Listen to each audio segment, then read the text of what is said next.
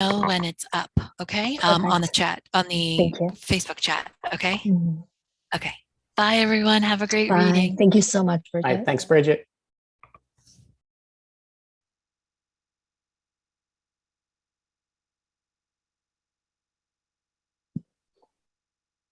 So we're good to go? Let's see. I'm just waiting for Bridget to Okay. confirm. Looks like she is writing right now.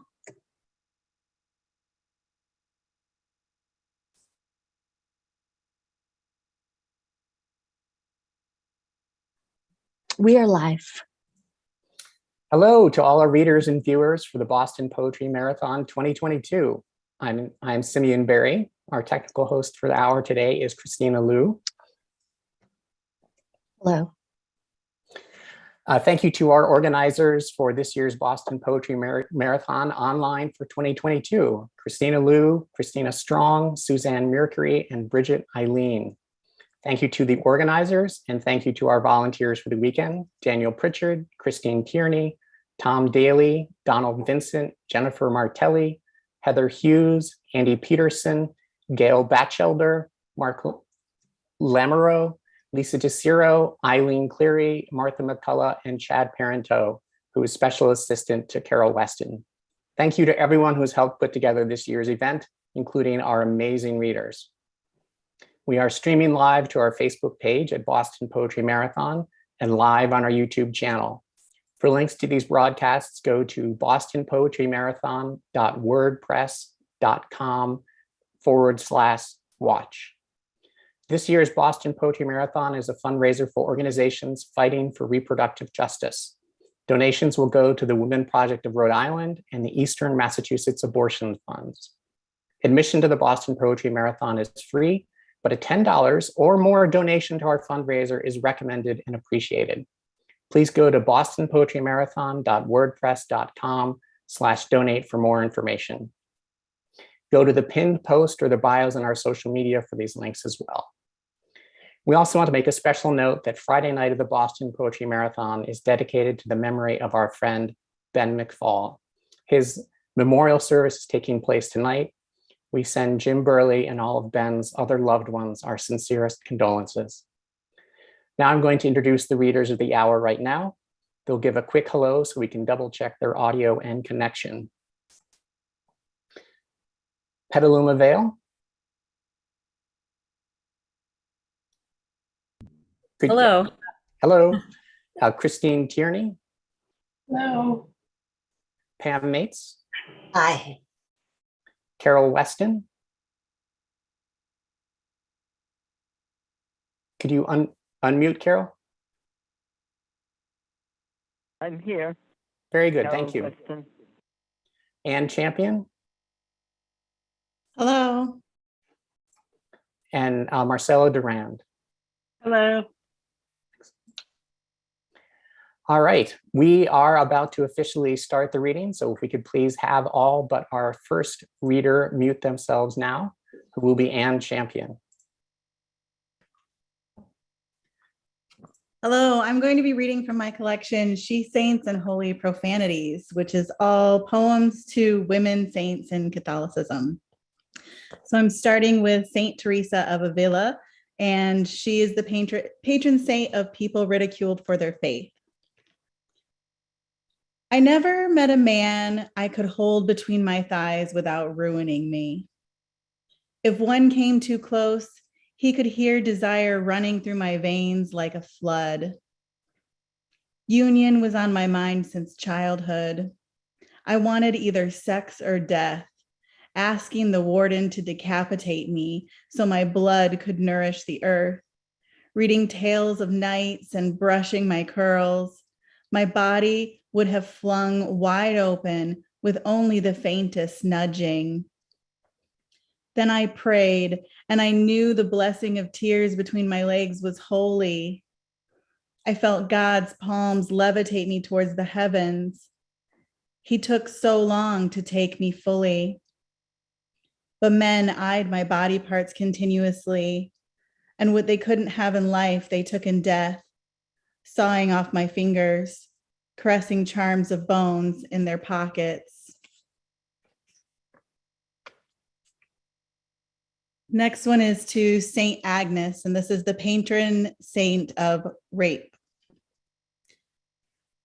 The legend lies, my hair didn't grow to sheath my shame. Nothing protects a woman stripped bare. Red ivy snaked along my body, but it was only illusion, blood and dust. If you want to salve a man's lust, present him with a woman ruined, a lacework of bruises. As the men dragged me naked through the streets, they forgot what I looked like. My hair woven into a loom of twigs as brittle as lies. The heavens translating screams to prayers. I held the hot rage in my lungs until it boiled out every contamination and I was holy. My blessing, witchcraft. Men's filthy eyes cast white and blind, others kneeling before me and dropping dead. When they lit the fire at my feet, my hunger could never be uncoiled. My body readied to blaze, the polished flute of my throat primed to sing God's praise and men's curse. God granted me an escape path in parted flames, but men thwart miracles with weapons and war. A blade pierced my neck. I was finally wrung free from ever crying out in this world again.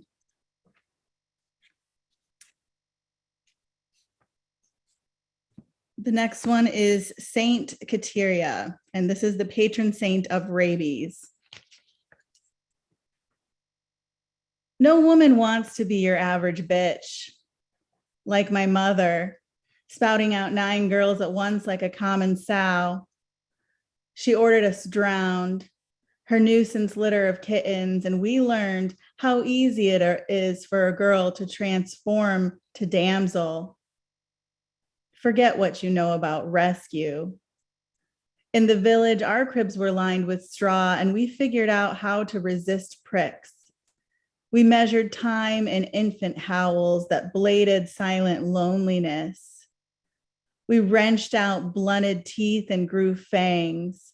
We held our breath underwater until anger turned to foam, bubbling from our lips and eclipsing our beauty, until the water split like a shell and we emerged, anew, hysteric, glittering.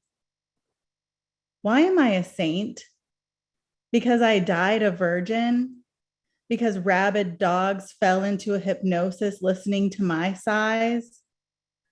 I want to be remembered for my sisters. We knew that sisterhood banded together can trounce an empire. We caught our heads in our hands when they cleaved them from our bodies. We reincarnated as sea monsters. We're the only protection you need from wild beasts. Just tell us, we'll finally get what we demand. That's all for me. Thank you. Thank you, Anne. Next up is Christine Tierney. Oh, can you hear me? Yep. Hi, everyone. I want to just thank everybody from the Boston Poetry Marathon. This is just incredible that you can pull this off and put it together. It's a huge project. So I'm going to read 3 poems. One from my book from last year called Chicken Plus Lowercase Equals Fleur with Lily Poetry Review Books. Always like to give them a shout out. I'm going to read one from that and then 2 recent poems.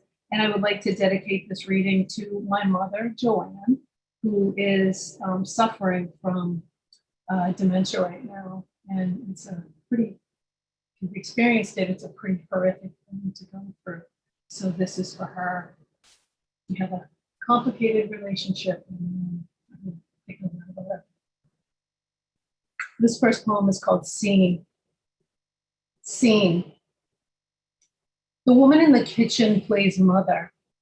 She rinses blood from a limp chicken and shakes a box of green flakes over raw potatoes. Out in the living room, lowercase, gums the worn edge of a wooden block. If only the woman could step out of the kitchen, forget about the tuck and rub of the dead bird, manipulate a new prop, feign something unscripted with her hands. This next one is called, I Heard That Sandy Unzipped. I heard that Sandy unzipped her face right when she got to Ma's, hung it on the elephant coat hook with the messed up zirconia eyes in Ma's baby blue vestibule. I heard Sandy's unzipped face hung wildly on that Packy's cracked trunk, hissing and jerking, puffing and steaming, even though Sandy had warned her unzipped face, fists high and shaking, not to make a frickin' peep while she sat with Ma on the mohair sofa and pretended to forgive her. I heard Sandy's unzipped face grouched as Ma's baggy jowls fought with her toddler brain to say what Sandy had traveled so far to finally hear. Daughter, sorry, love. Barely those words, not those words, words replaced with muzzy giggles. Maybe Sandy forgets how Ma used to stash her in the bread box so Dad wouldn't swear at her, brush the crumbs from her shiny hair. But Sandy was always mad. She kicked the dryer for shrinking her pinafores and scolded that poor Elaine doll for blinking. I heard that Sandy described Ma's attempt at conversation as gargled, and I said to the person who told me, how witty of Sandy to use such a crafty word, even though I knew she meant to say garbled or something less clever. It's hard to see someone altered. Ma had spunk. She was vibrant. Now her eyes seemed to be melting away like a hunk of chocolate in the microwave, and her hair is greasy and just not parted right. I heard Sandy's unzipped face had a full-on hissy that day she visited Ma. It wriggled free from the hook in the vestibule, plunked its angry little puss down on the sofa, and wailed like a herd of tantruming elephants. And this is my last poem. It's called Mom Said It Was Hard Living with a Girl Who Hid from the Dazzle. Mom said it was hard living with a girl who hid from the dazzle. She wasn't wrong. She said, you were the dark and everyone knows it. And they did. She said, all the bright clothes, Holly Hobby barrettes won't save you either. What's left in the dark becomes the dark. How can it not? It wasn't my fault. It wasn't her fault. She sat me down on a far too bitty blue rocking chair, peeling and splintered. Rock, she said. And if you need me, you're gonna have to find your way to the party of dazzle. I never went looking, but I heard from a cousin or a strand of silly string there was line dancing at the party of dazzle. And I knew I'd twist my podgy ankle trying to keep up. Mom led them, snapped her bubbly fingers to the hustle, her foxy coffee brown polyester bell bottoms exuberant. She said, just try, just try. Put on that adorable sundress I made you for Nona's cookout. I told her it didn't fit, even though it did. I told her it was too cold for a sundress, even though it wasn't.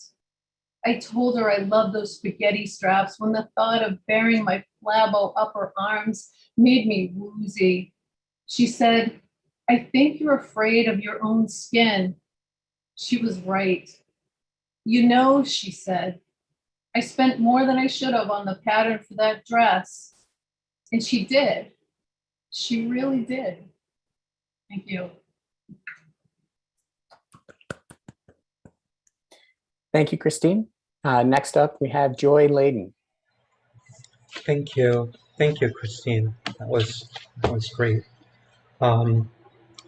I'm going to be reading from my new book, Shekhinah Speaks, and a few weeks after it was published, and a few weeks ago, my mother died after a long bout with dementia. So I'm going to follow Christine's lead and dedicate this reading to the memory of Lola Sladen.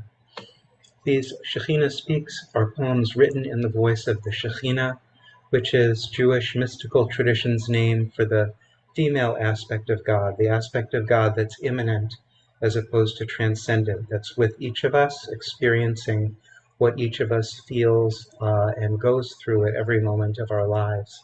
And in this book, the Shekhinah is addressing the human you. She means each one of us, but she only needs one pronoun to mean each one of us. This poem is called Singing. Before you were a fetus, before you were an egg, you were a song I was already singing, a promise I'd already kept. I stretch out your curtains, strengthen your pegs, make room inside you for the world I created you to share. You are my embryo, and I am your womb. You're my labor pains, and I'm the mother pushing you to cry, to talk, to stand for something, to stop being scared of the joy rising like waters in the days of Noah, flooding your foundations, crowning your head, answering every question I created you to ask. Why you feel incomplete, like a tiara without a pageant. Why you mistake affliction for love, and love, my love, for affliction. Why you just start crying when, for a moment, you hear me singing the secret you forget you're keeping. You are the child of a queen. Why it always feels like the first time to you, the first shaking of your mountains, the first bursting into flame, the very first season of your first reality show, on which a queen with a uterus on which a queen with a whirlwind where a uterus should be, whose presence fills you with fear, keeps waiting for you to say, I do, to the love, my love, that never stops singing and follows you everywhere.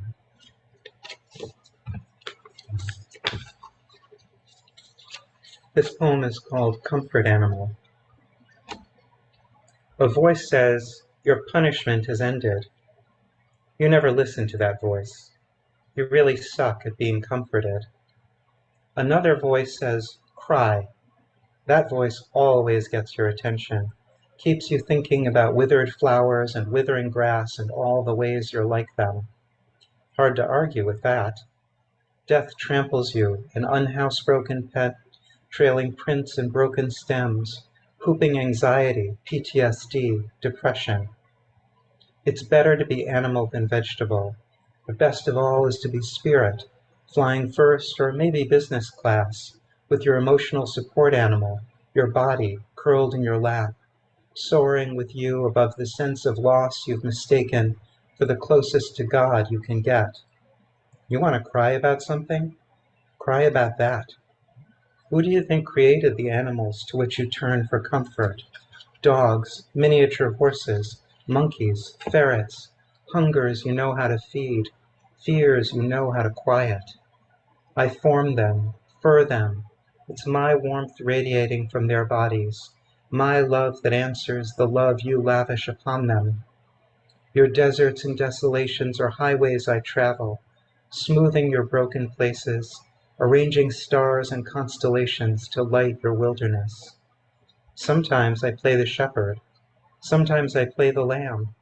Sometimes I appear as death, which makes it hard to remember that I'm the one who assembles your atoms, crowns your dust with consciousness.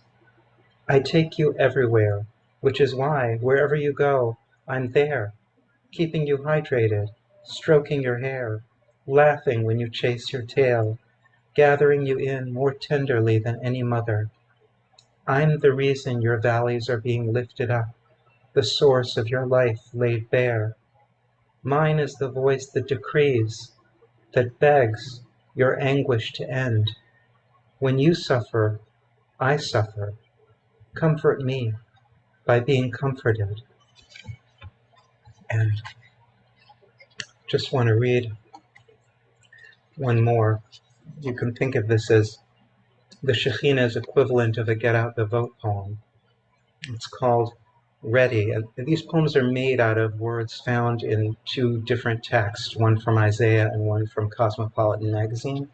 And the one from Cosmo magazine for this poem is 7 Empowering Life Lessons from Buffy the Vampire Slayer. Are you ready to be strong? Are you ready to follow me beyond the fear that warns you to hold your tongue when cruelty and hopelessness, degradation and evil stab you through the heart? Fear likes you this way, self-loathing and numb, believing you're no one I'd ever choose, a worm in a tunnel, dust in a gale, a nameless pool of blood I could never love. I summon them all to judgment, the fears that stalk you to the ends of the earth, the shame and disgrace that nail you in your place, everything that gets in the way of you responding when I say, don't be afraid. Don't be afraid. I was here before fear and I'm there beyond it, opening fountains, trampling kings underfoot, calling you to me across generations by paths you haven't walked, by ways you cannot imagine. I'm the mother who really sees, the father who understands. You have nothing to fear and nothing to prove. Are you ready to be strong? Time to remake the world. Thank you.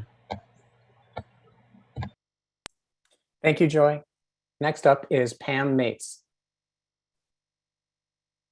Well, I am very glad to be here, and thanks to all of you who make this happen.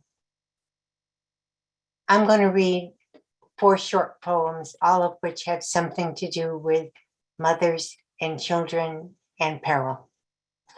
The first one is a description of a painting of apes that appears in a 13th century English book, English illustrated book about animals, a bestiary.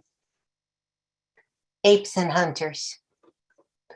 The mother balances on her left foot, the right lifted mid-step. The baby on her back embraces and nuzzles her head. The baby she holds in front peers into her face.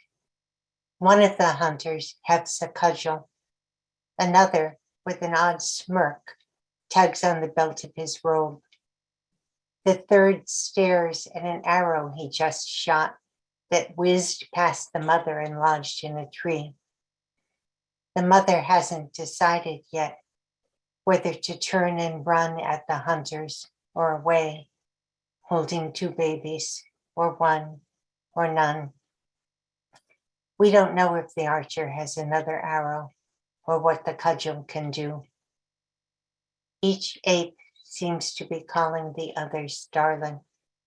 Each is touching another. Hunters regard them.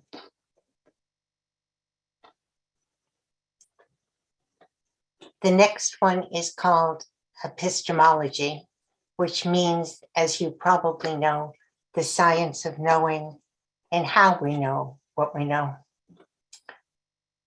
Epistemology.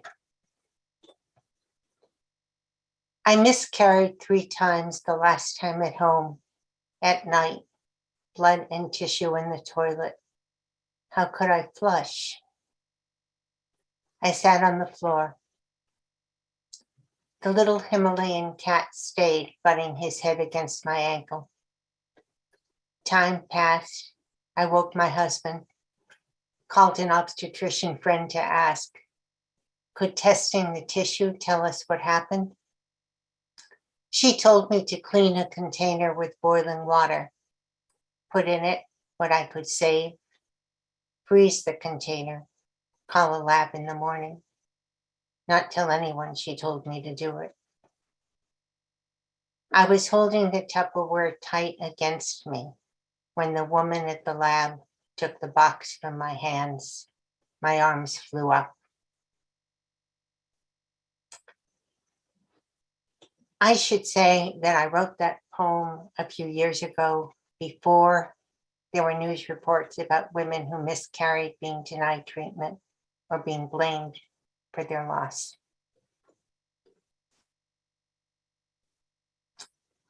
So, I spent time with other people who are close to mine in age who lately have been saying a lot of not again, which has sometimes changed into again.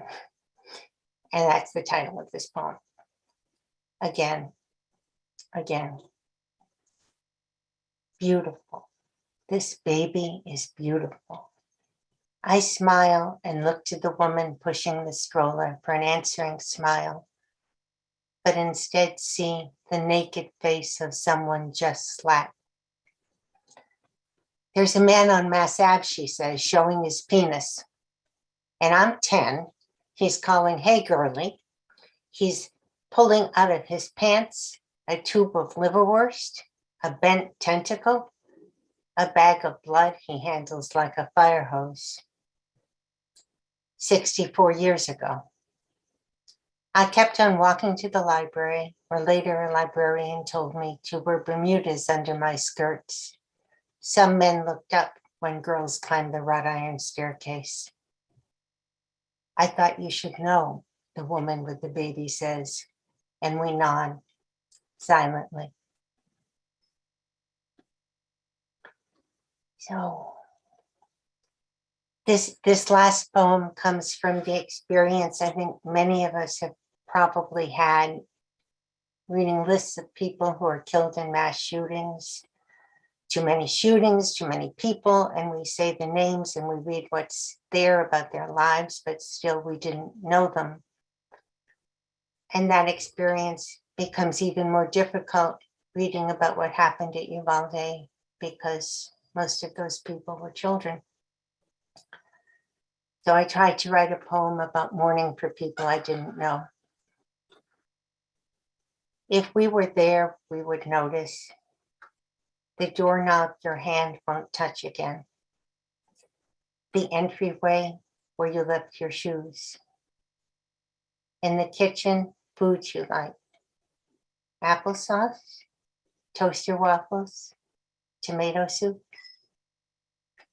sofa cushions not indented where you sat, television not playing your shows, sinks and bathtub empty of water that touched your skin, the bed, your bed, your name still everywhere you lived, on your backpack, on drawings you made, on Listen the News, still there and its meaning changing moment by moment. We look for you in every direction. That's it. Thank you.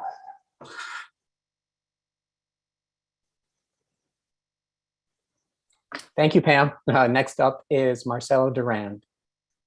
Thank you so much. This is so wonderful. It happens every year. And I love the theme of mothers. I'll follow along and dedicate it to my mother because she's watching, and she's an artist, and I'm going to show some drawings. And she always supported that. So I'm just going to share now. Okay, can everyone see the drawing? Okay, great. Yep. I'm not entirely sure how to introduce this piece. I live next to East River Park, which is a 52-acre park along East River in Manhattan, and it was last year destroyed with hundreds of 80-year-old trees uprooted and cut to make a resiliency project, a flood wall. And there's a lot of protests against this, a lot of grief. And so I've just kind of been keeping a journal, trying to draw it out. And just, I don't have answers. I only have questions. And this is part of this process, I think, of absorbing what humans are doing now in urban spaces in order to protect themselves against the effects of climate change without actually doing anything about the causes. So this was published on the Poetry Project website, and it's called Tree Transcriptions.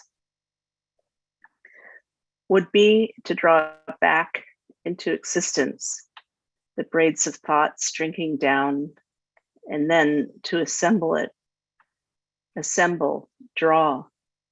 If drawing can establish a place to draw you back up, tree, to regenerate you. Human, I can do that. Human, can I do that? Drawing, tree, cut reality. It was cut and makes this paper. If no leaves, then what is the process of life?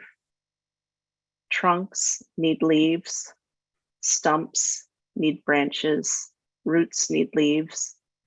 The spaces of the branches become wood mirrors. How do we see ourselves in the wood we have cut?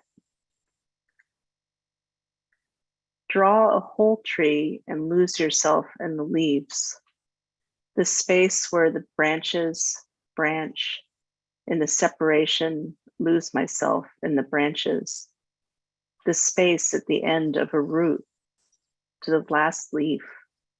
Then all of that entirety, messy, removed along with all of the mess. Every hairy, feathery, rooty part, remnant does not remain.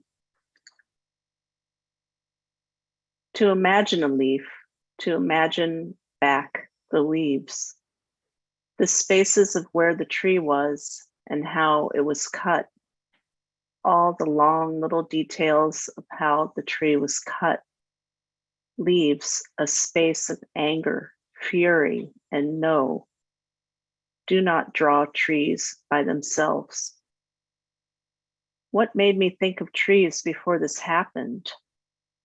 If the branches are ridiculously longer than me, but branches would never be ridiculous. Harden the edges. The human instinct is to harden the boundaries, independence, solitude, loneliness, eliminate the porosity, harden the self, other. We are not similar, we are not the same. As if they are the same.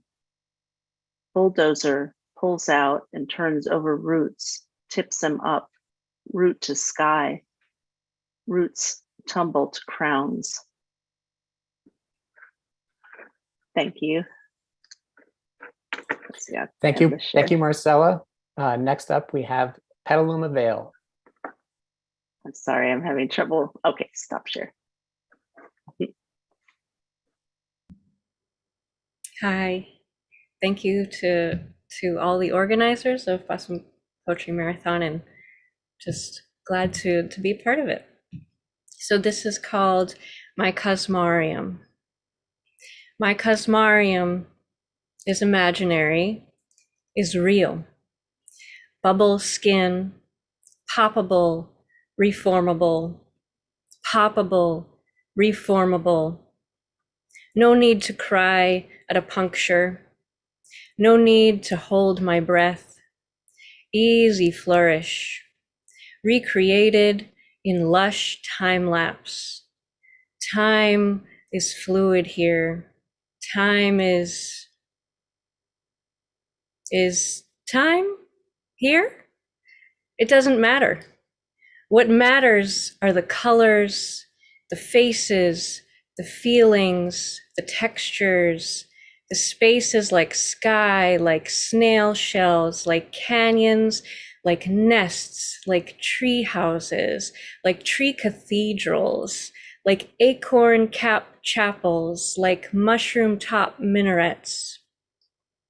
What matters are the sounds, the words, the music, the stories in the words, the sound systems, the phonologies, the sounds I never learned as a baby, but I am not a baby any longer. And there is no need to be afraid of such things. Babies know this, but grown-ups forget. Hear the difference. Find the magic, but do not laugh out of discomfort. Stay quiet. Listen. Wait for the right moment to ask to be taught. Try. Try like a baby who has never moved their tongue in such a way before, whose voice is woven into an entirely new ribbon. It might be wrong, then hallelujah. There will be another breath, another chance to try again. Who in the cosmarium gives me breath? What do they look like, if they look like anything at all? The beauty is it has the infinite capacity to shapeshift. The beauty is that it can be all things and nothing at once. It's imaginary. It's real. It's full of love. It knows me and all my secrets. It still loves me. So what do I have to fear? I already have love. I am already loved, every cell throughout the entirety of the expanse of my spirit. It's vast in here. You have no idea. The deliciousness under this imperfect skin with its finite package, within its finite package. The gardens in my bone marrow, the mountains in my heart, the reefs in my belly, and the forests under my dome, the limitless sky, the glitter spill of stars. Space travel is easy. Look, there's tiny little Earth. That's all we've got. That's where I am and where you are. That's where we all are. That's what we've all got. And whether or not this wand I have to create and create and create my cosmarium was an accident or not, who cares? It's a wonder of the world. It's imaginary. It's real.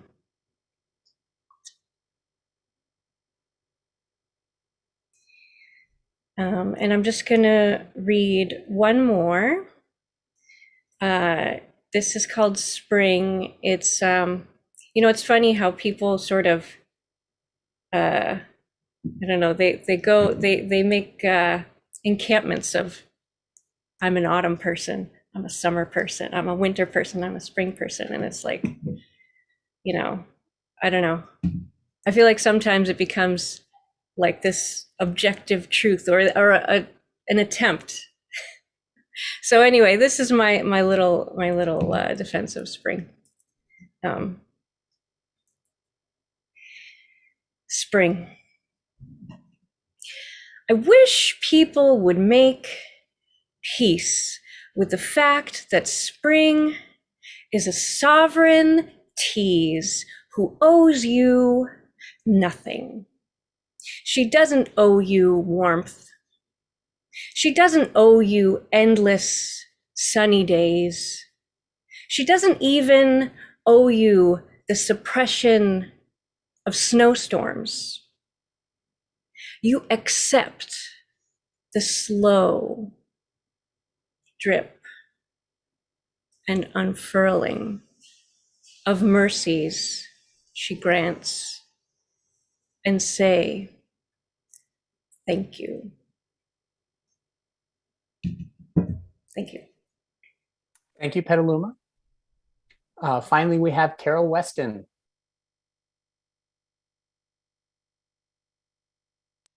Carol, if you could unmute yourself. Thank God for the great and scary storm tonight that cleared the air. Good evening. I'm honored to take part in this Boston Poetry Marathon, and with the help of Susan Mercury and Chad Parento. Age 16. Under the tiny golden circle of my mouth, quenched peace, tongue, fire.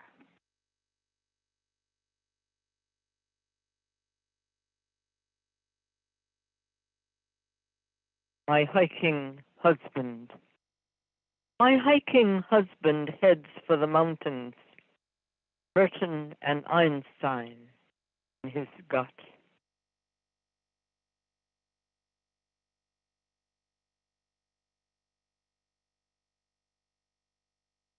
I have to dance behind the giant drum, so no one can see me fling my hands around the 2.5 million mile circumference of the sun.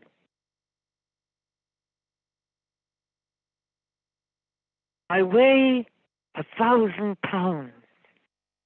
This storytelling burden in my bones won't let me rise.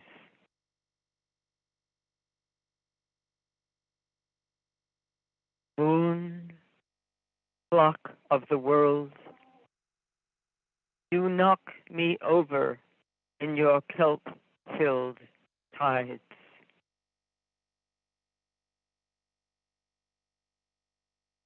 Sleep is a daily dip into death.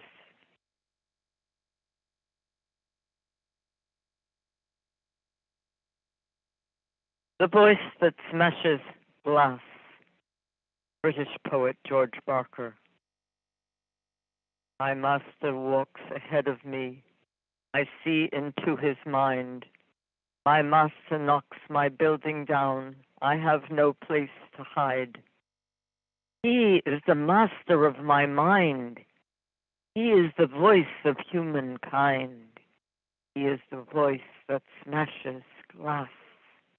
He is the ass that turns the world. Thank you. Thank you, Carol. So,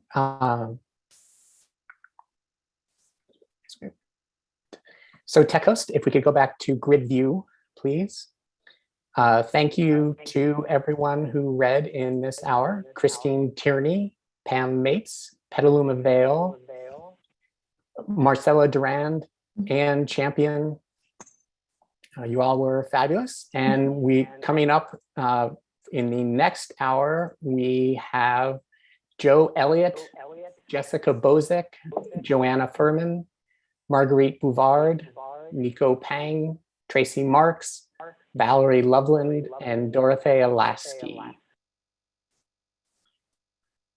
Just as a reminder, we are raising funds for Women Project of Rhode Island and Eastern Massachusetts Abortion Funds. If you go to bostonpoetrymarathon.wordpress.com/donate for more information.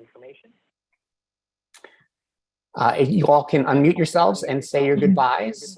We will be right back after a short break, and we can end the live stream. Thank you to all our viewers. It's a pleasure. We are ending the live stream.